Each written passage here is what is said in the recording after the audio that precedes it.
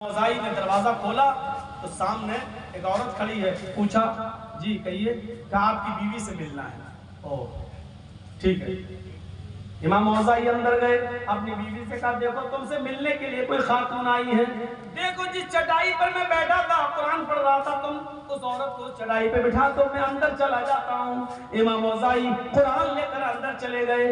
اس عورت کو امام موزائی کی بیوی باہر سے اندر بلاتی ہے اور اسی چٹائی پر بٹھا دیتی ہیں. چٹائی بھیگی ہوئی تھی, چٹائی گیلی تھی. اس چٹائی پر بیٹھتے ہی اس گاؤں کی عورت کی شلوار پیچھے سے پوری بھیگ گئی, جیسے بیٹھی وہ پوری یہاں بھیگ گئی. امام موزائی رحمت اللہ علیہ کا بچہ وہی کھیل رہا تھا اور اتفاق سے اس بچے نے اپنے کپڑے ہی میں پیشاب کر لیا تھا. اس عورت نے اس بچے کو دیکھا, اس کے کپڑے میں پیشاب دیکھا نہیں بھیگا ہوا.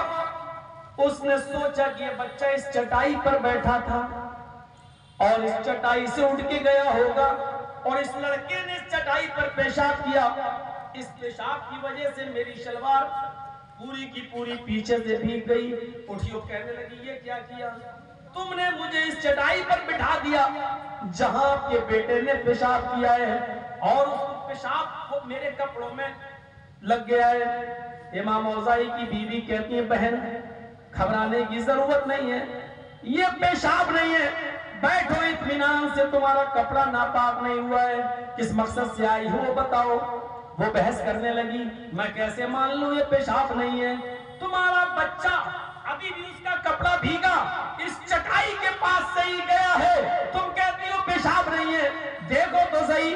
امام موزائی کی بیوی کہتی ہے میری بہن بچے نے پیشاب کیا یہ سچ ہے, لیکن اس چٹائی پر نہیں آیا ہے, یہ چٹائی پر پیشاب نہیں ہے. میں کہہ رہی ہوں آپ انہی کپڑوں میں نماز پڑھ سکتی ہو, تمہیں دھونے کی بھی ضرورت نہیں ہے, بیٹھو تو صحیح. اس نے کہا نہیں مجھے مطمئن کرو, مجھے بتاؤ یہ کیسے پیشاب نہیں ہے, میں کیسے مان لوں. جب بحث بہت آگے بڑھ گئی تو امام موزائی کی بیوی نے کہا سنو بہن اب تم مجبور کر رہی ہو مجھے بتانے کے لیے, اس لیے بتا رہی ہو, غور سے سنو. یہ پیشاب نہیں ہے. فجر کی نماز پڑھانے کے بعد میرے شوہر امام موزائی اسی چٹائی پر بیٹھتے ہیں, قرآن کی تلاوت کرتے ہیں, سورج نکلنے کے بعد رو رو کر دعائیں مانگتے ہیں, توبہ کرتے ہیں, گر گراتے ہیں, اتنا روتے سجدے میں کہ ان کے آنکھوں کے آنسوؤں سے یہ چٹائی روز بھیگ جاتی ہے. میری بہن جس کو تم بچے کا پیشاب سمجھ رہی ہو وہ بچے کا پیشاب نہیں ہے, یہ میرے شوہر کے آنسو ہیں جو اپنے گناہوں کی معافی تلافی کے وقت گرتے ہیں اور اس سے یہ چٹائی بھیگ جاتی ہے. میں اپنے شوہر کی یہ نیکی بتانا نہیں چاہتی تھی کیونکہ وہ یہ کام مسجد میں بھی نہیں کرتے سب کے سامنے. وہ اپنے رب کو اسی چٹائی پر گڑ گڑا کر توبہ کر کے استغفار کر کے اللہ سے مغفرت طلب کر کے رو رو کر اسی چٹائی کو گیلا کرتے ہیں. یہ تنہائی میں اللہ کو یاد کرتے اور روتے ہیں. یہ میرے شوہر کے آنسو ہیں جس کو تم پیشاب سمجھ رہی ہو. دیکھیے بدگمانی کیا ہوتی ہے, وہ پیشاب سمجھ رہی ہے اور حقیقت میں وہ آنسو. تو بدگمانی ہم جو ایک دوسرے کے بارے میں یہ چیز ہمیں اپنے بھائی سے دور کرتی ہے. ہم کسی کے بارے میں غلط تصور کریں. ایک لڑکی جا رہی ہے موبائل کان میں لگا کر جا رہی ہے اور باتیں کرتی ہوئی جا رہی ہے, ہمارا گمان کیا کہتا ہے, ہمارا ذہن کیا کہتا ہے, ضروری اپنے بوائے فرینڈ سے بات کرتی ہوئی جا رہی ہے. اگر بات ہی کرنا تھی اپنے گھر میں کسی سے بھائی ایسے تو گھر میں کرتی, لیکن یہ روڈ پہ بات کر رہی ہے, اپنے بوائے فرینڈ کو کسی چوراہے پر بلا رہی ہوگی. میرے بھائیوں آپ کا یہ گمان صحیح بھی ہو سکتا ہے, لیکن ایسا بھی تو ہو سکتا ہے کہ اس کا باپ ہاسپٹل میں ایڈمٹ ہو اور وہ اپنے بھائی سے کہہ رہی ہو کہ جلدی آؤ ہاسپٹل میں ابو ایڈمٹ ہے, ہمیں نکل چکی ہوں تم بھی آؤ. یہ بھی تو ہو سکتا ہے کہ وہ اسکول کی طرف جا رہی ہو اور اپنے بھائی سے کہہ رہی ہو کہ بائک لے کے آ جاؤ مجھے اسکول چھوڑ دو. کوئی بھی یہ بھی تو بات ہو سکتی ہے. ہمارا گمان ایک طرف ہی کیوں جاتا ہے, دوسری طرف کیوں نہیں جاتا ہے. قرآن اسی کو کہہ رہا ہے یا ایھا الذین آمنوا فاجتنبوا كثيرا من الظن ان بعض الظن اسم. اے مسلمانوں، ایک دوسرے کے بارے میں زیادہ بدگمانیاں مت کیا کرو، زیادہ بدگمانیاں کرنے سے بچو. بعض بدگمانیاں انسان کو گناہگار بنا دیتی ہیں، انسان کو گناہگار بنا دیتی ہے. تو میرے بھائیوں، پہلی چیز یہ ہے کہ ہم کسی کے بارے میں بدگمانی نہ کریں، نہ سوچیں کیا کر رہا ہے کیا نہیں، وہ جانے. اور دوسری چیز وَلَا تَجَسَّسُوا، جاسوسی نہ کریں. جاسوسی ٹوہ نہ لگائے کیا کر رہا ہے. ہم تیسرا کان لگا کے سن رہا ہے، دو آدمی آپس میں بات کر رہے ہیں، تیسرا کان لگا کے سن رہا، یہ جاسوسی. آپ کو دو لوگوں کے معاملے میں انٹرفیئر نہیں کرنا چاہیے. گھر کے دروازے بند، کھڑکی بند، پھر آدمی کوئی سوراخ سے جھانکنے کی کوشش کرے. امام کائنات نے فرمایا اس کی آنکھیں کھول دو. غور کرو، کہاں کا تصور ہے کہ جب دروازے بند ہو، کھڑکی بند ہو، تب آپ جھانک کر دیکھنے کی کوشش کریں؟ نہیں دیکھ سکتے ہو، جاسوسی کرنے کا کوئی حق نہیں. حضرت عمر فاروق رات کی تاریکی میں نکلے، رات کی تاریکی میں نکلے، ایک جھونپڑی کے ایک مکان سے گانے کی آواز سنائی دی. حضرت عمر فاروق نے پنجوں کے بل چڑھ کر دیوار پر اور ایسے جھانک کے دیکھا تو کیا دیکھتے ہیں کہ ایک بوڑھا آدمی اپنے پاس دو تین طوائفوں کو بٹھایا ہوا رقص کرا رہا تھا، ان سے ڈانس کرا رہا تھا. اور وہ بوڑھا آدمی شراب کے نشے میں دھت تھا، شراب کے نشے میں دھت تھا، اور وہ رقاصائیں رقص کر رہی تھی، ناچ رہی تھی، وہ ڈانسرز. حضرت عمر فاروق نے کہا یہ تو رنگے ہاتھ پکڑ گیا. دیوار پہ چڑھے اور وہیں سے جمپ لگائی اور کود گئے. جیسے ہی کودے اس بوڑھے نے جیسے ہی دیکھا حضرت عمر کو، اس کے شراب کا نشہ اتر گیا. عمر کو دیکھتے ہی شراب کا نشہ اتر گیا. حضرت عمر نے کہا بوڑھے، آج تو انکار نہیں کر سکتا ہے تو، آج تو نہیں بچ سکتا.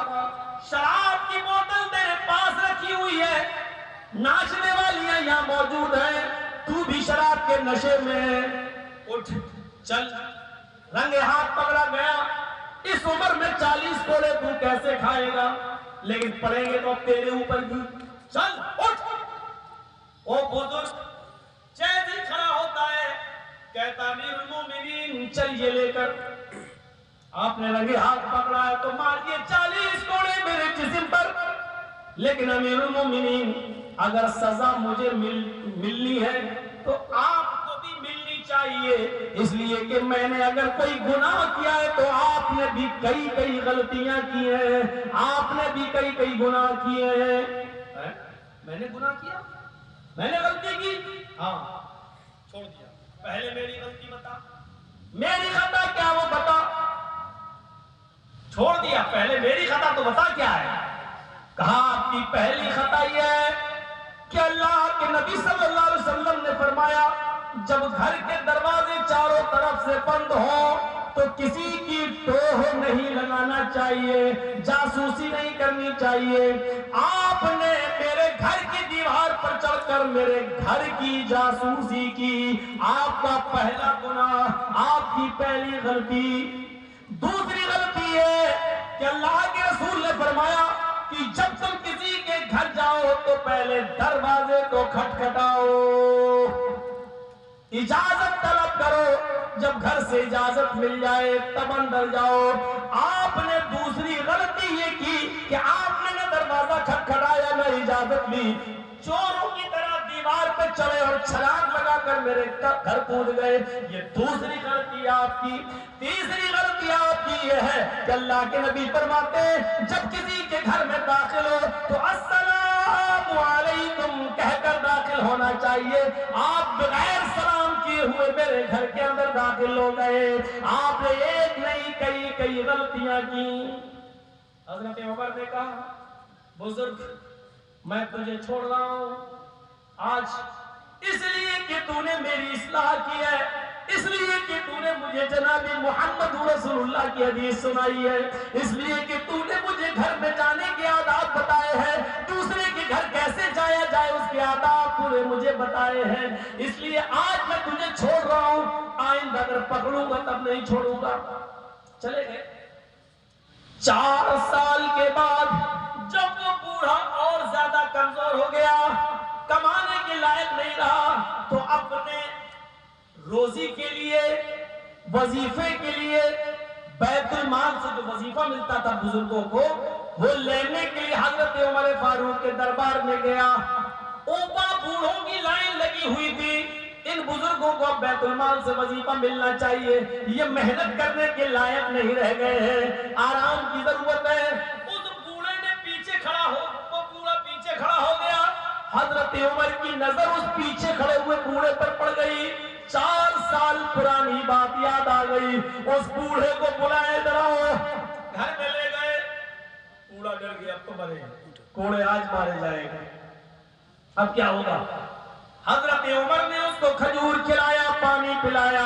اس دور میں جو چیزیں چلتی تھی عزت و تکریم کی، اس کے ساتھ پیش آئے.